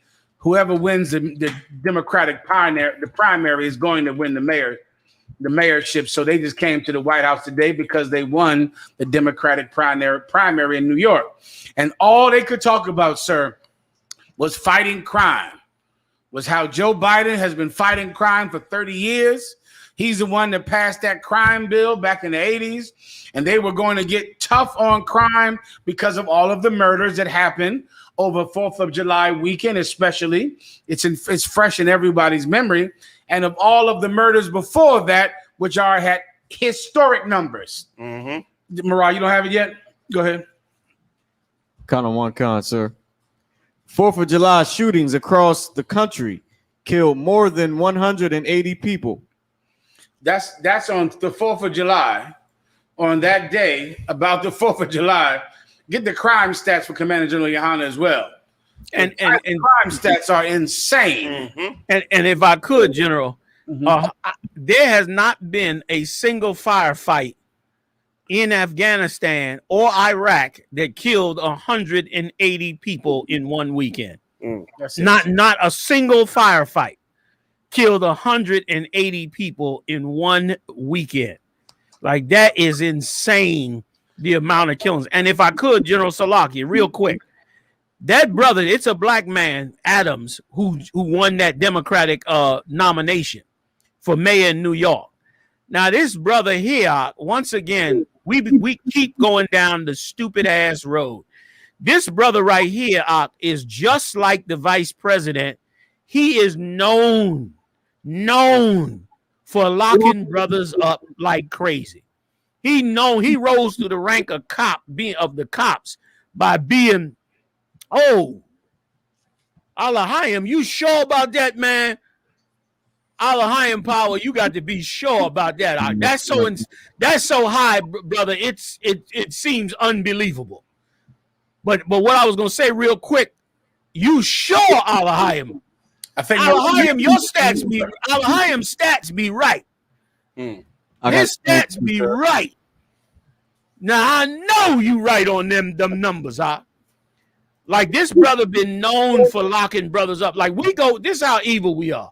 We go and make the mayor the guy who been brutalizing blacks and Latinos the whole time. We don't never make the mayor the guy who would know how to stop blacks and Latinos from killing each other. You understand? Y'all should be making me mayor of New York. You know what I'm saying? I'll stop the crime in New York. But guess what? When I stop the crime in New York, don't complain about all the money that these Edomites and heathens are losing because they can no longer rob blacks and Latinos into poverty. Once again, you'll never stop the crime as long as you starving the people in the city. What do? You go find a black man's face who's just as brutal as you are to put more oppression on blacks and Latinos. How in the hell is that going to fix anything? You want somebody to just cage us like animals by the hundreds so that this way you could just get us off the street, and you'll just keep doing it over and over and over and run brothers in prison for 20 years till they too old to stand up against this empire. When you could simply stop crime, brother, if you opened up enough black chicken joints, you would stop damn crime. If you opened up, these brothers come out of prison with felony records out, and it burns me to my heart that they don't have nowhere to go. And here's the sad part.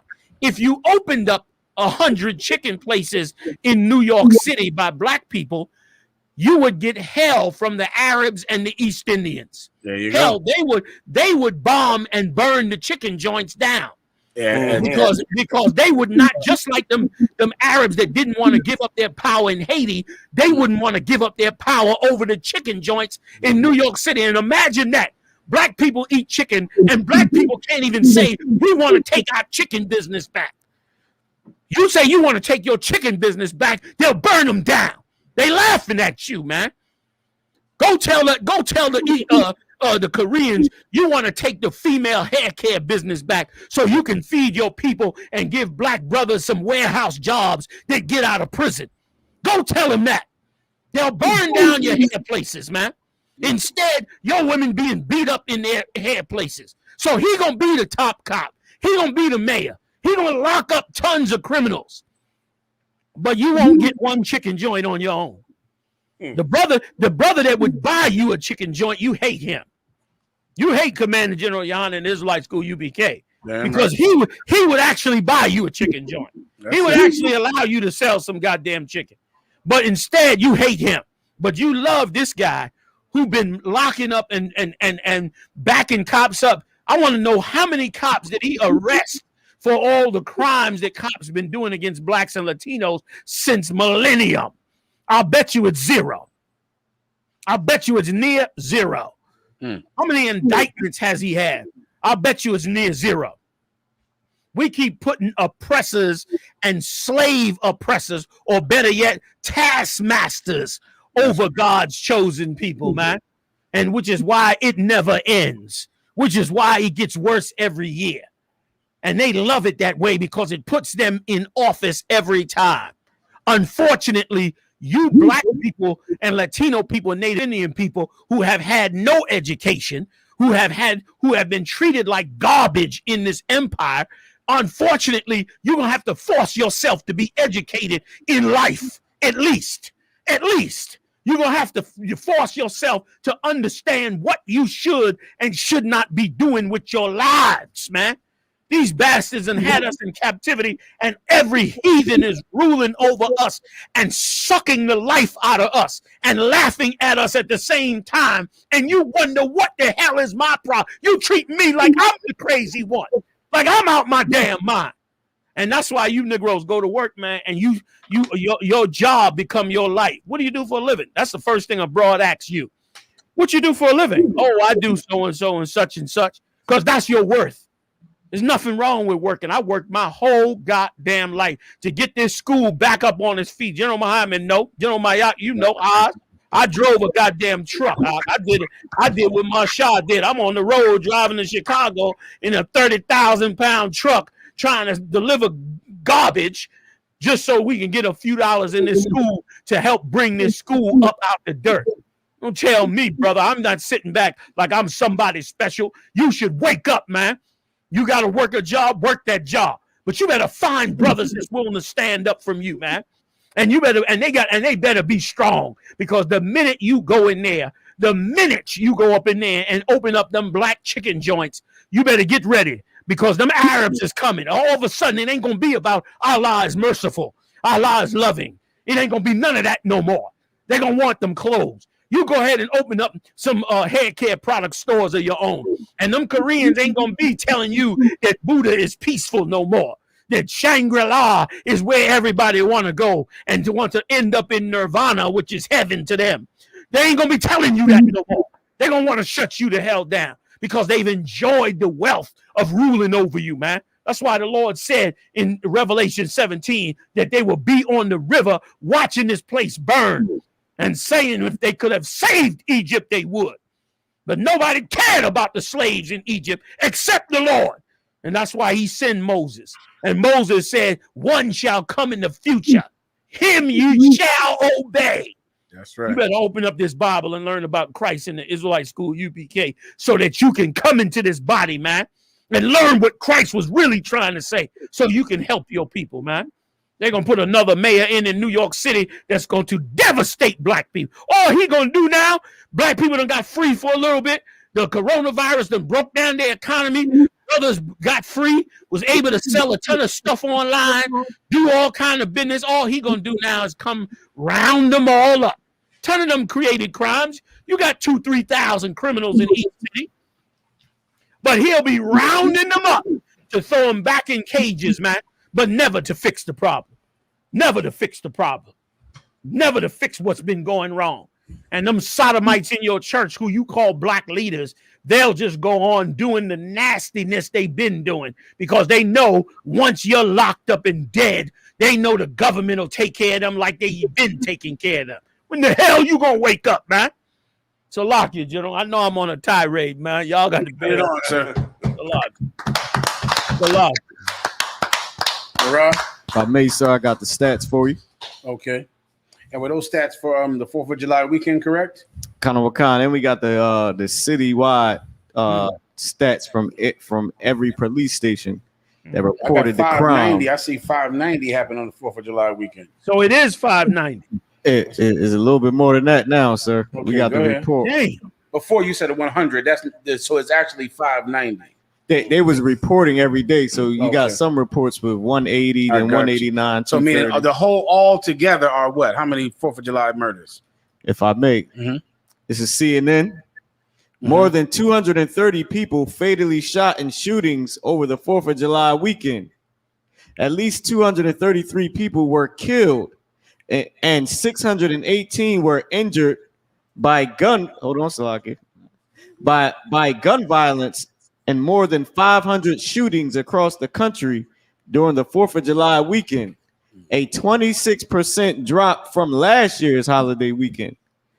According to data released Tuesday morning, which looks at shootings from 5 p.m. Friday through Monday, there were 314 fatal shootings with 751 injuries during the same period last year.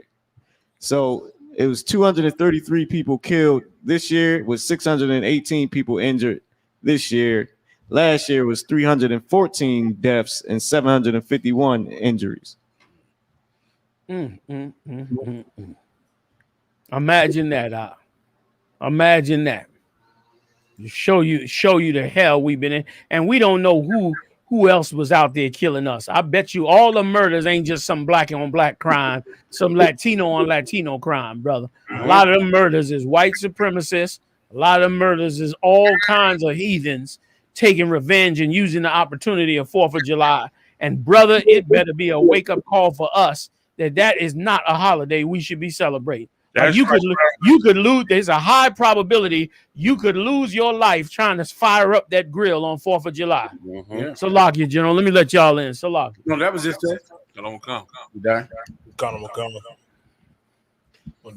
And if I could, once again, 590 murders in across 4th of July weekend, and their solution is to go get a cop and put him over the top of us. Like that's his solution. His solution is let's go get us a cop and put him over the top of them so he can brutalize them more, because that's how we will end this type of police brutality, which is stupid as hell. When if it was any other country, they'd be looking at, well, if it was white people doing that, they would say, well, we're going to have to get into psychologists and find out what is causing this.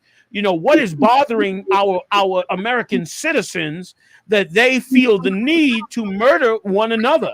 Maybe we need to consider, you know, our economic situation. The minute that pandemic hit them bastards and came out the pocket to help they people like it was no tomorrow. I heard they getting ready to give $300 a child in the next couple of days. They done popped out another. They pops out a stimulus out. They pop out a stimulus out like a nigga robbing them. They pops out a stimulus every time I pop my head up out here. I heard they giving away $300 a kid on some other kind of stimulus. I heard they got all kind of stimuluses, which once again, when they economics and empire get in shaky ground, they got plenty of energy and money to go throw at the problem to fix the problem the right way. But while we've been dying in these ghettos for year after year after year, they ain't taking no psychological study. They ain't sitting there. They ain't calling all this money they charging at Harvard and Yale and in Princeton. They ain't putting together no panel of psychologists and sociologists that could tell why is there 590 murders during the 4th of July weekend. They ain't doing it because you don't need a psychologist to know why. It's called oppression. That's why. And they already know what it is. And you big and stupid and dumb and think that they love you. You big, dumb idiot. They are laughing at you, man, in this empire, man. So lock you, y'all. I know y'all going to be through with me after this show. So lock you. Any more? You done? Morale? You done. You got it. Come on. ESPN's Rachel Nichols won't be NBA Finals sideline reporter after Maria Taylor comments. So, sir, if I could, this is ESPN. Some oppressor's daughter on ESPN, she didn't know her microphone was on, and she began to talk about a sister who they wanted to come on the show and do some segments. So she didn't know her mic was on. So she said, listen, they might want to help her out for diversity, but to help her out somewhere else. Don't let her take away my spots. If you need a diversity hire, don't do it here. And it got on the internet because her microphone was on. Everybody heard about it, and that's the story. I heard about it too, but I was more angry at at George Floyd's friend who got up and defended this Edomite and said that black people was wrong for accepting her as the announcer. And his excuse for that was that black people know what it's like to get passed over from a job all the time. Now that a white person gets passed over from a job, this Uncle Tom country bumpkin, shoe shine, slithering grease head nigga. Salakia. That's a whole UP. That's a whole country. That's a whole UPK. That's a whole UPK rollout. This nigga. Salakia. I can't wait till we get over to blackwatch.news. Listen, when we get off YouTube, y'all sign up for blackwatch.news. When we get over to YouTube, when we get to blackwatch.news, I'm going to get open there. I ain't holding nothing back. Okay. So if I could, you had black people mad that the black sister got the job over the white sister. Even though Edomite's been getting this job since whenever. And this particular Edomite is from Potomac, Maryland, and she is wealthy. And she is wealthy. Anybody want to get the full story on this one, they can go to our show that we did just this Saturday. We went in depth this Saturday on the story of this brother. This brother was a friend of George Floyd. They was good friends with George Floyd, but he was disgusting to hear his explanation. And then there he go. And then he began to chastise black people for not, siding with him and the Edomite against this sister getting the job. Like, once again, can black people, like, to him, it was unjust that she got the job. And he blamed ESPN, but then chastised black people because saying that they should not support that. When once again, if they done had a hand up on us, and for once we get a hand up on them, we can't enjoy that hand up. We got to say, oh no, master. We know you've been getting a hand up on us so long, but you can't give us a hand up. It wouldn't be fair. We got to work for our hand up, master. Like, that is a dumb, stupid coon right there. That is a coon. That nigga cooned on another level of coonery with that stupidity, Salakia. Hey, General. Go ahead, General, please. If I could. Now, obviously, Dyer got something. Remember we was talking about him and his relationship with that oppressor's daughter? Mm-hmm. Yeah, Dyer gonna drop something, sir. He was on point with it Saturday. Go ahead, Dyer, drop it. If I may, sir, what y'all bringing out is just so heavy. Ironically, guess whose show Steven Jackson is on many of the other podcasts that he is with Matt Barnes, but he's more known for The Jump. And guess who hosts The Jump? Who? Nichols. Oh, well, there you go. Well, there you go. That's funny, though. Where you go? That nigga there is Mr. Sandman. Yeah, come. Mr. Sandman, can you sing us a song, Mr. Sandman? That's who this Negro is here. You understand? Like, damn. Like, even if you get a leg up from these, like, the white man oppressed the hell out of us. You understand? Threw Colin Kaepernick out for not taking a knee. You understand? Threw him out for not taking a knee. Dogged the brothers who took a knee in the NFL. Did all kind of horrible things to them. Now, ESPN realized, or whoever these people are, realized that they had to give a break to black people because they've been dogging them so long. They give a break to this sister, and these Uncle Toms sit up there and say, oh, she shouldn't have got that job. That was a sympathy job. Well, Edomite's been getting sympathy jobs for 400 years. Are you kidding? Come. Like, can a sister get a sympathy job if it really was a sympathy job? And Mashak brought out a good ass point. And I think it was either Mashak or General Salaki brought out a hell of a point that this sister went to college and university too. This sister studied sports and all that. But the reason the Edomite got it, because once again, she lived in Potomac with the rich Edomites in Maryland and got her a goddamn leg up. Like you said this real right, General Muhammad, a long time ago, been saying it ever since. Like black people don't love black people enough. Yeah. That's your damn problem, man. You don't love black, but you full of shit. Oh, damn, Salah. I'm sorry. Full of lies. Salakia, you so full of it. When it comes to loving your own people, you really do not. You really love that slave master. That white skin comes walking down the street. Oh, it's like the sun came out. It's like sunshine to your behind. You understand? Instead of having some love for your own. And that's why Christ went to the streets.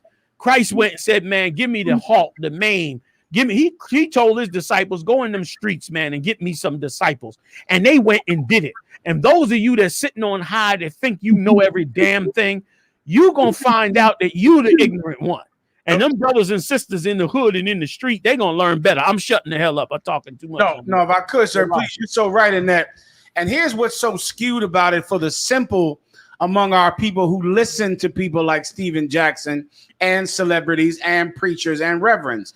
You believe that he's giving you his raw analysis of a situation, but he just thinks is right or wrong, or his opinion, when they're never doing that.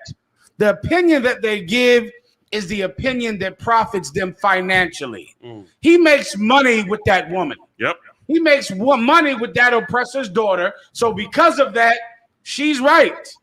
And everyone should leave her alone. It's not as if that is actually his real opinion. Right. Not even his real opinion. It's just, they're just saying whatever makes them money. But we look at it and listen to it as if this is really what Stephen Jackson thinks. As if, Stephen Jackson has a point of view that the internet exposes us to. Let's all listen to it. Stephen Jackson doesn't have a point of view. Stephen Jackson is saying what he needs to say to get paid. And if you hear him say something pro-black, it's for the same reason. It's the same thing. Whatever they say, if it's Black Lives Matter, that's for money. If it's forgive white people and put slavery in the past, that's for money. And they'll say either one. Yep. You're going to hear them say either one with all of that and with all of that Me Too movement and stand up for the rights of women. I hope this exposes the false confederacy between black women and white women. I hope that shows every sister there is no allegiance between black women and white women. There is none. White women wanted you to fight so they can get better jobs. So white women can be the lead in every action movie so that white women can run companies. But they know black women have big mouths and they're stubborn. So they want you to get on the front line, use your big mouth and your stubbornness to get white women to be action movie stars and the head of movie companies and the head of industry. But their job is not to get you a job. That's not why they're there. That's not how this Me Too movement works. The Me Too movement works like this. Black women march and run your mouth and complain. White women go become CEOs and action movie stars. Black women, once that's over, you shut your mouth about getting yourself a job. That's not how this Me Too movement works. I hope this exposes that to everyone. And I hope it exposes any celebrity who says anything. He's just saying or she's just saying what she has to do for money. Salakia, sir. Damn right.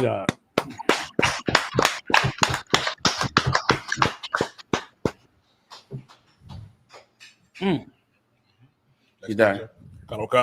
White man gets 5 years in prison for attack on black teen at Michigan Park. Please. A white man has been sentenced to 5 years in prison for attacking a black teenager with a bike lock because of his race at a southeastern Michigan park. A judge in U.S. District Court in Detroit on Thursday also ordered Lee Mount, 43 of Newport, to serve 3 years of supervised release. He pleaded guilty in March to a federal hate crime in June 6, 2020, for an attack on an 18-year-old Devin Freeland Jr. Authorities have said that Mount confronted a group of black teens at Sterling State Park Beach in Monroe County. in Monroe County, Frenchtown Township, about 39 miles southeast of Detroit. He made a comment about the group's ghetto music. He yelled, "Black lives don't matter," and called the teens the N-word and said black people don't belong at the park, according to a plea agreement. Then walked to his vehicle and retrieved a metal chain style bike lock and walked back towards the group. Mount then swung and struck DF in the face with the bike lock, knocking out 3 of his teeth, lacerating his face and mouth, and fracturing his jaw. Damn. It says Mount also swung the bike lock a second time at black teenager at TJ, but Miss Mount continued to wield the bike lock and walk towards TJ while saying, "Come here, nigger."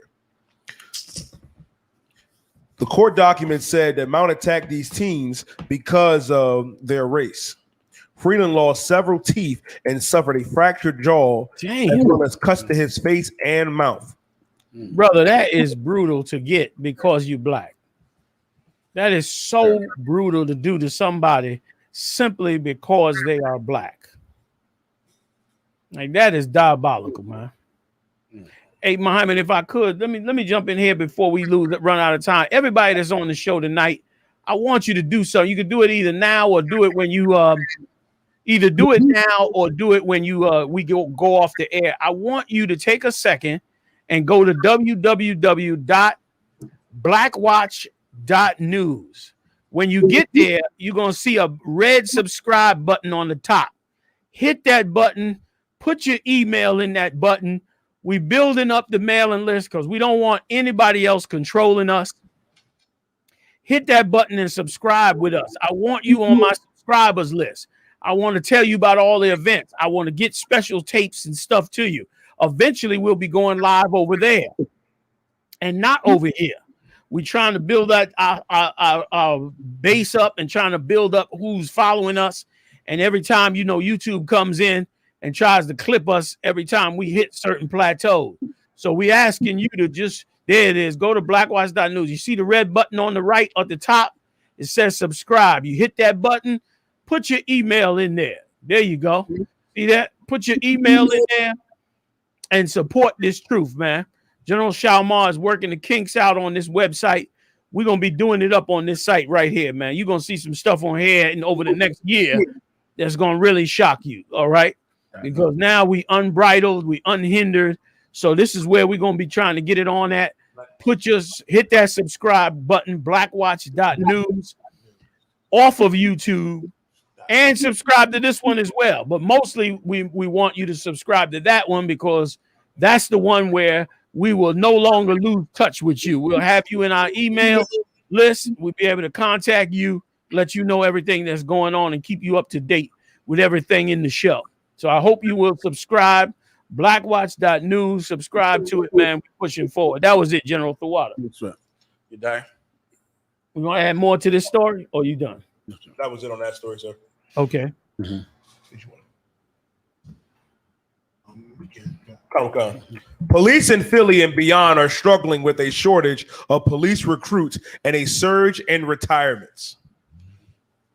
That's what you spoke about earlier. So that's General Mayak brought that out. Yeah, that's going on all across the country. It is just no fun being a cop unless you can murder black people. It's just no fun. No one wants to be a cop anymore, which shows you why they became cops in the first place.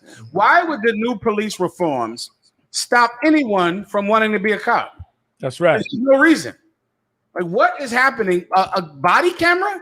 So why would a body camera make you want to not be a cop? That's right. Why would a body camera? And what are the reforms? The reforms are body cameras. What in the hell is different?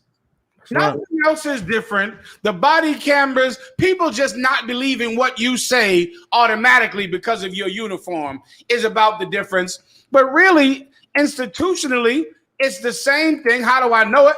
Because the police are still shooting people all over the damn country. The police are still killing people. But now they can submit you for your body cam. The cop car has cameras.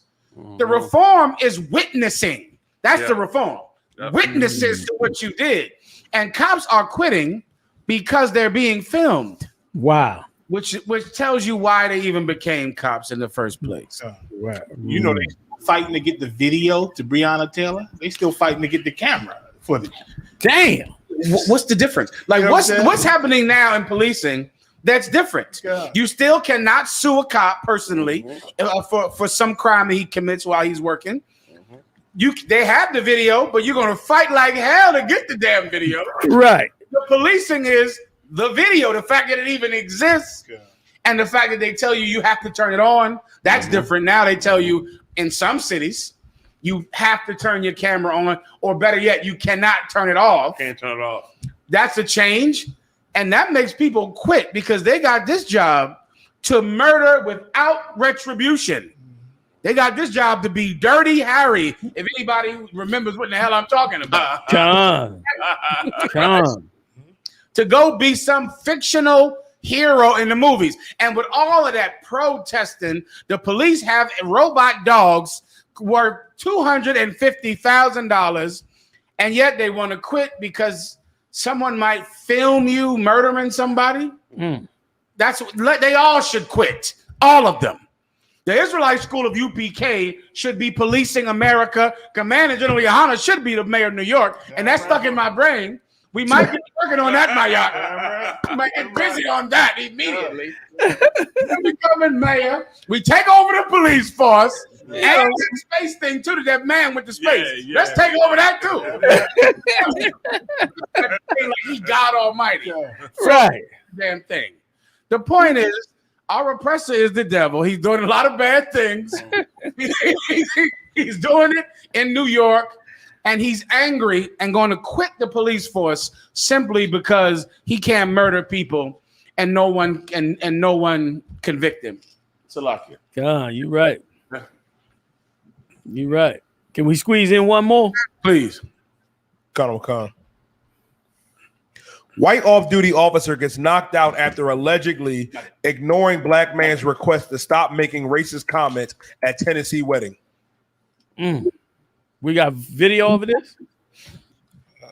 I think there's a video. Khan. Bring it down. Khan. It's a video, sir. After being knocked out, a white off-duty officer is under investigation for allegedly hurling racist remarks at a man while attending a wedding reception last month. He just couldn't take no more of that. Yikes. According to Knox News, the incident occurred at an Old City parking lot just before 9 p.m. on June 26 at the 400 W Jackson Avenue in Knoxville, Tennessee. Authorities were responding to a report of simple assault, but when they got to the scene, officials stated they saw Knoxville Fire Department and EMT personnel treating 22-year-old Tanner Holt, an off-duty Knoxville Police Department officer who was stretched out after reporting telling Jonathan Toney, a black wedding attendant, that he didn't know that they let black people in the reception hall. So I'm trying to understand. He went to a wedding. A black person came into the wedding. He said, I didn't know they let black people in here. And then they found him stretched out on the floor, laying down. He decided to take a nap, sir, in the middle of the wedding. He ain't getting no sleep. Yeah, he was tired.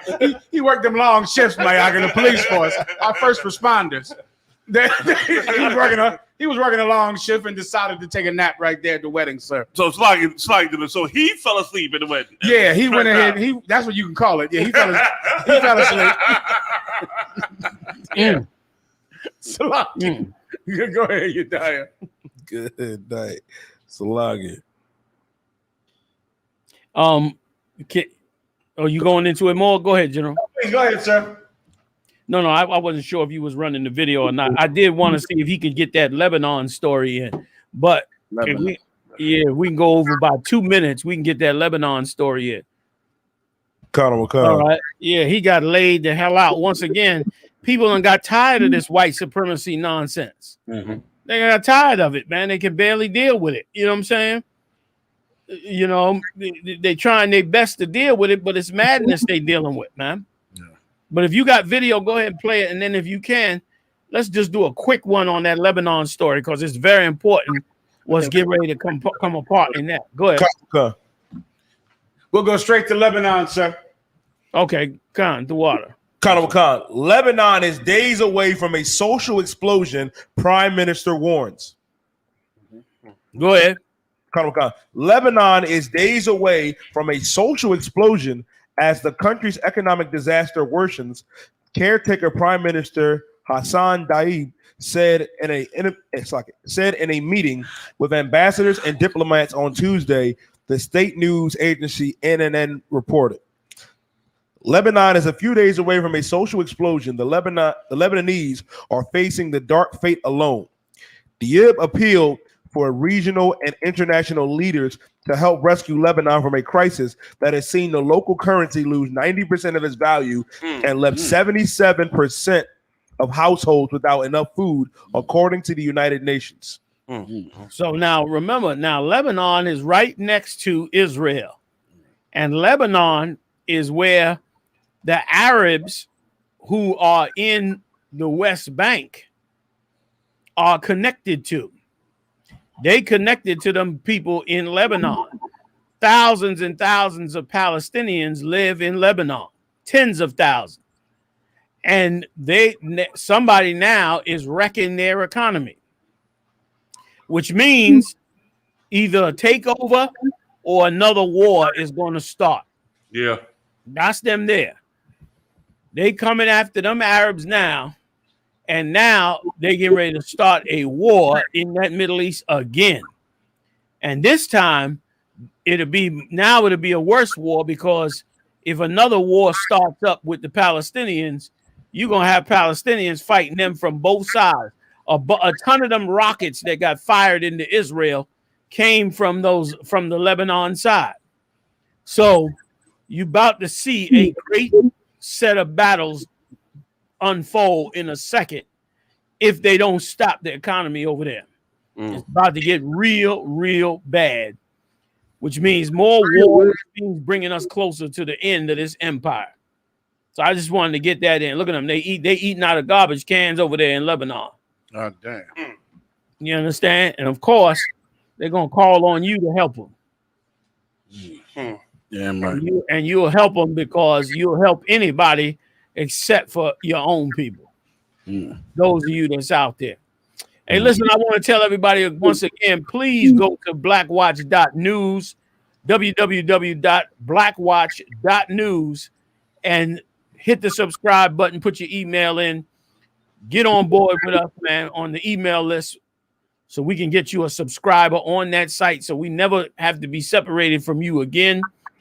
Join us every Monday night. We do it up live. I bring the heavy hitters in.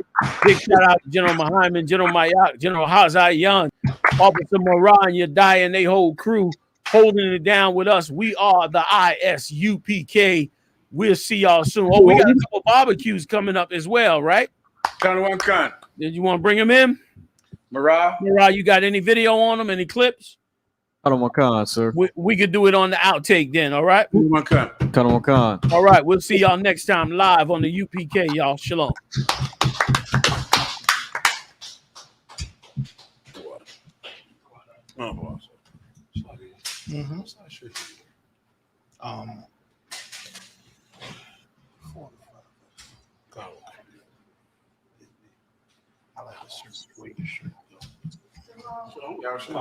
Shalom, my wife. I was smart about Shema Shah. All right, now.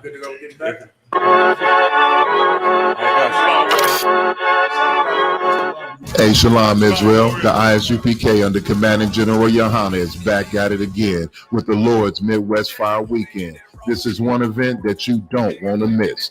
This summer, July 22nd through the 24th, we'll be having General Muhammad's class on Thursday.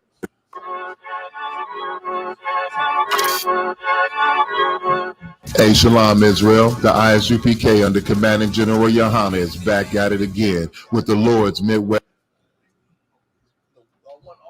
class on Thursday, July 22nd. Camp downtown Chicago and on the west side of